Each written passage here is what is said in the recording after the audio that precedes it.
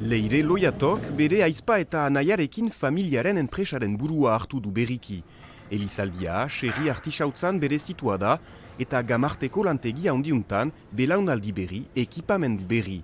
5 milioi eurokin lantegia modernizatua izan da, orokorki ehun bat gela lana hobetzeko eta behar energetikoen murrizteko, baita ere eskulan teknikak babestuz.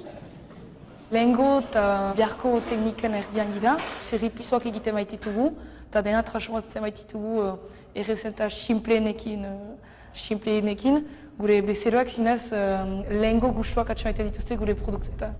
Elizaldiak, 50 urtedanik xerri pisuak lantzen ditu. Diamatik Loiato bizpahiru lagunekin hasi zen, gaur egun 80 langile baditu enpresak. Xerri batekin hasi gira eta antxuino berreun bat egiten handugu, astero, sekulan imaginatu holako developamendia ukanen ginuela. Baina orai gaztek segi, ni erretreta teldian iz, eta ikusiko gaztek ze eginen dute. Bi xingar eta ehunka errezeta desberdin, 14 merkatu eta markaren 6 dendetan salduak dira, supermerkatuak saiesten ditu Elizaldiak. Guk beti dandik egin dugu albezain bat kalitatea, albezain bat jenderengako, savoir-faire delakoa eta horrek badu kostu bat eta entzatzen gira mantentzen eta irauna arazten albezain bat.